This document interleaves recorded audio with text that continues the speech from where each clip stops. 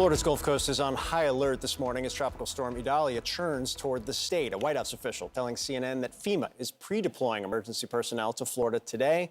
The storm is expected to intensify into a Category 2 hurricane before directly hitting Florida Wednesday.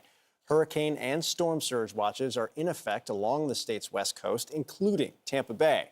CNN meteorologist Derek Van Dam joins us now. Derek, the time to prepare has to be now, is that right? Yeah, without a doubt, because we anticipate the earliest arrival of tropical storm force winds across the southern Florida peninsula roughly about 6 a.m. on Tuesday.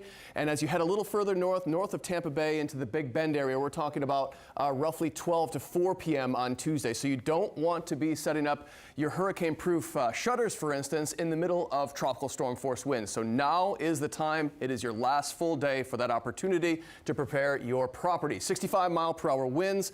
It's basically splitting the difference across the Yucatan Channel, and this is important. It is now moving north at 8 miles per hour, and that's actually increased in forward speed since the 5 a.m. Eastern Standard update. Now, we do have a major hurricane in this forecast. That's important. If you're just waking up this morning, that wasn't explicitly in the forecast yesterday, but now it is. So we know the waters are extremely warm over the eastern sections of the Gulf of Mexico, so anything can happen. We've seen this story unfold time and time again.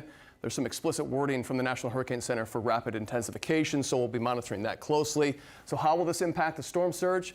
Keep in mind we have a full moon that will be impacting this, and the potential there for inundation of up to 10 to 11 feet right near that Big Bend area. The other concern is inland flooding, because the potential for 4 to 8 inches, perhaps up to a foot of rain is possible. And notice this is not just a Florida storm. This moves across the Carolinas and into southern Georgia as well. Timing this out, latest information from the global model, from American model.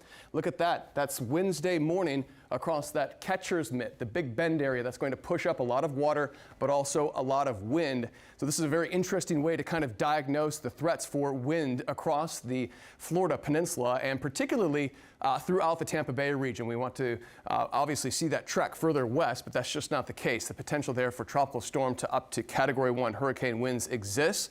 And then look a little further north towards Cedar Key. That's where we anticipate the potential, at least, for winds of 110 miles per hour. Any jog to the west or east can have major implications. And this is very important too, Phil. Notice the wind swath going right through the Florida peninsula. So Gainesville to Jacksonville, Tallahassee, you also have the potential for destructive winds from this storm. And we are taking a look at Governor Ron DeSantis as he prepares to make remarks about Hurricane Idalia, as we just said. Let's listen. We also have FDLE on site today evaluating security on campus and making recommendations for any additional infrastructure improvements. Also, per the request at yesterday's vigil, we're able to do $100,000 to the charity that's supporting the victims' families, and those funds are all coming from Volunteer Florida. So we're going to continue to work with those folks in the days and weeks ahead.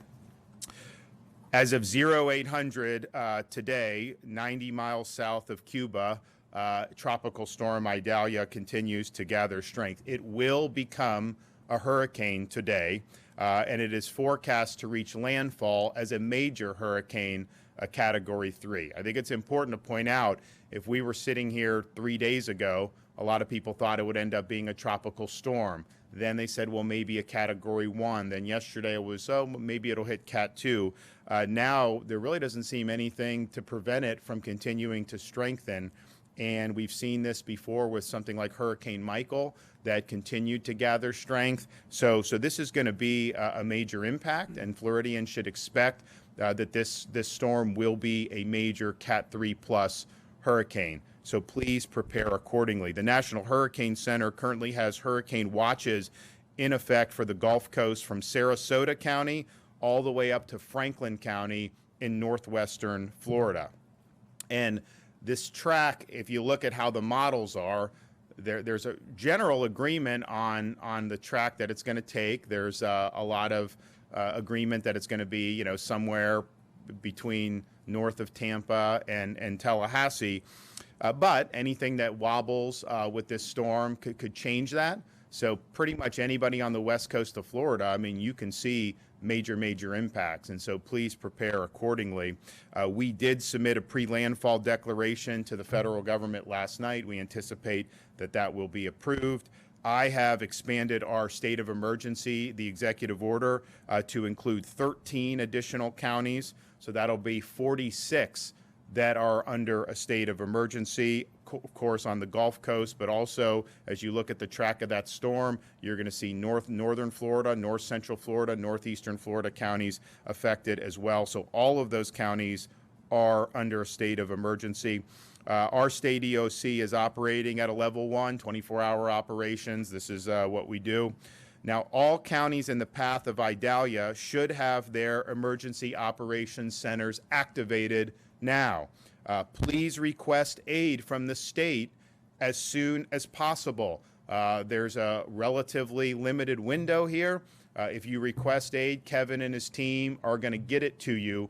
But if you wait until 6-8 hours before the storm hits, it's going to be much more difficult to make that happen. So tell us what your needs are, submit those requests, and Kevin and his team are going to work to fill those requests as expeditiously as possible.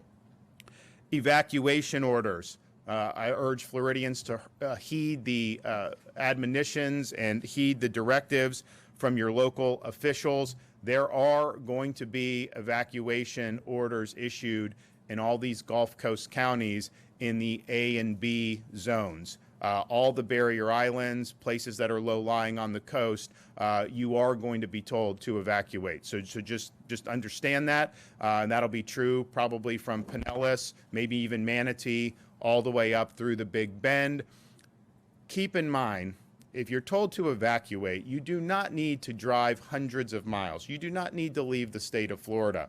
You basically need to go to higher ground. Almost every instance, you can go tens of miles to a shelter, to a hotel, to a friend's house, whatever works for you, and you'll be able to ride out the storm. The key is to not be in those areas that are going to be hit with big-time storm surge and that are going to potentially have life-threatening situations. And so tens of miles, not necessarily need hundreds of miles, and the more people that do a more limited evacuation, more local evacuation, you're not going to have the highways and the roads clogged. So it's not necessary to try to outrun the storm.